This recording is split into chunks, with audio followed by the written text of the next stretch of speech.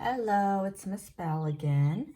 This is going to be the first story in week 7 of our packs. And just so you know, they only put a few pages from the story in here. So if you wanted to read the full story, you can go to Reading A to Z on, or not Reading A, Learning A to Z on Launchpad and look up what built this, and it will have more information. So the title of our story is What Built This? And it's by Marcy Aboff. And here we have our heading, like we've been talking about for our text features, and it says Animal Builders. So we know we're going to be reading about animals that build things, right? Not all builders are human. Some builders are animals. What do they build? So we have builders in bold. I think we all know what that is, even if it's just from Bob the Builder, right? And then we have a picture. So the question they put at the end was, what do they build? So we have a bird, and what do we think he's building here?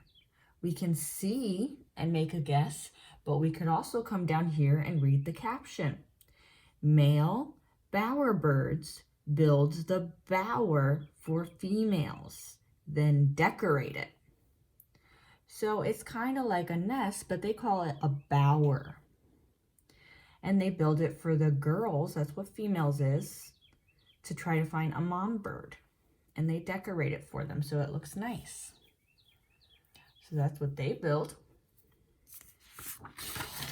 Let's see on our next page. We have a whole diagram here. It's got numbers showing us the different parts. Lots of information here in this text feature. And it says at the top, welcome to Tunnel Town. I wonder what animal builds these tunnels. One says, a family group has its own burrow with several ways in. So the ones are all the different ways in. 2, air vents keep fresh air moving through the burrow. So number 2s are all the air vents that are letting air in. And number 3, the bedroom is often deeper underground. So our 3 is down in here, and that's their bedroom where they sleep with all that bedding in there. I wonder who they are though. Let's look at our heading down here. Prairie dog towns. So it must be prairie dogs that build these tunnel towns. These animals dig underground tunnels with rooms for eating and sleeping.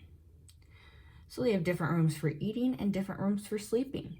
Number 3 told us this was their bedroom. So I bet you these little parts are where they eat. And we have another little picture here. You can see 3 different mounds. That's probably the ones up here where they come out. Prairie dogs are only found in North America. That's where we are. So there are prairie dogs in the United States. So that's another animal that's building things. Let's see what our last animal is on this side. We have a new heading, termite mounds. These little insects chew wood. So if you didn't know what a termite is, now we know it's an insect. They build huge piles with the wood and mud. So here's a big termite mound. You might have heard of these in houses. They do eat the wood in houses, so it's not good for houses. And down here, we have some more text features. One queen, 165 million eggs. Oh my goodness. The king and queen termite live in a special room.